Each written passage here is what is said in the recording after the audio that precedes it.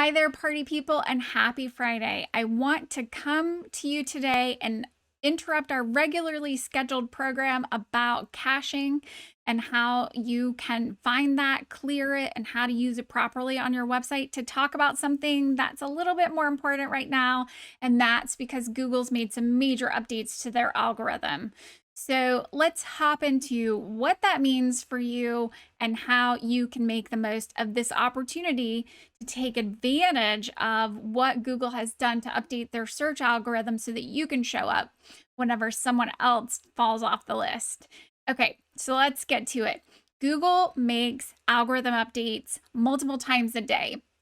This is nothing new to us, but right now what's happened is 2 to 4 times a year, Google will make some major updates to their algorithm, and that has just happened, and they rolled them out starting in June, but there will be some continued rollouts through the end of August. So you might see some search volatility starting to happen with your ranking and people coming to your website from search.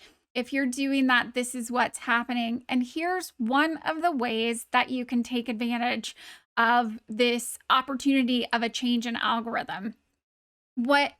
If you want to dig deep in this, you can go to support.google.com and look for the Core Web Vitals report and the documentation around that. There's another rollout that they're doing as well related to page optimization, but right now let's talk about Core Web Vitals.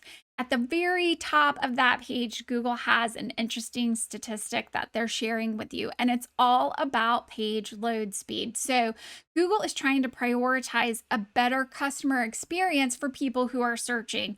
The very first and most important thing that they're looking for is whether or not your content is relevant. Do you answer the question that the user is looking for?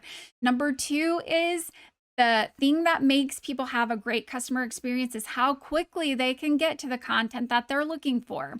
So one of the things that allows your audience to get to that content faster is how fast your website loads.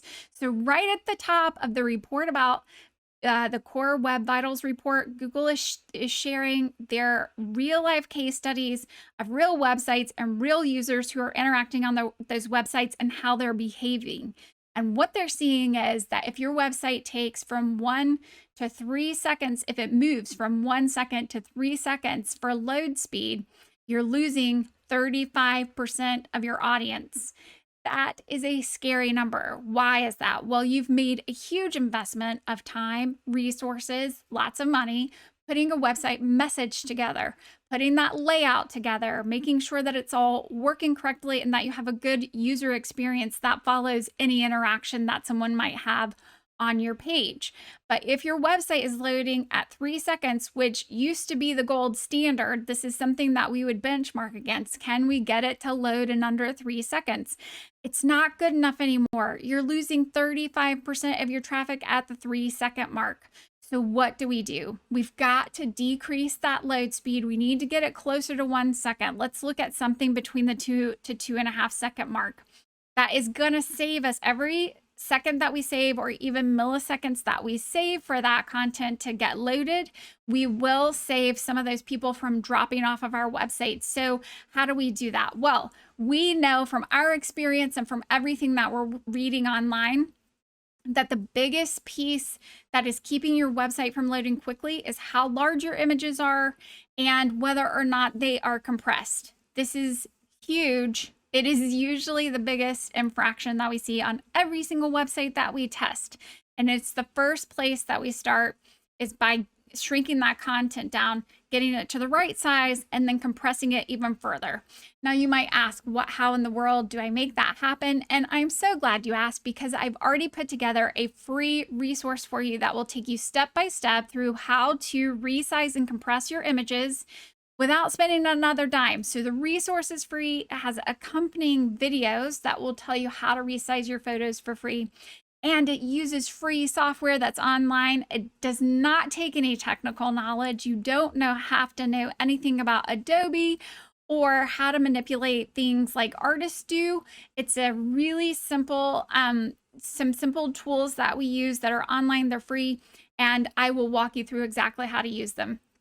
So the lesson for today is Speed is more important than ever. It's important to get that load speed down below 3 seconds, so lower than the latest benchmark that we've been talking about to date, because losing 35% of your traffic if your website loads at 3 seconds is a big deal.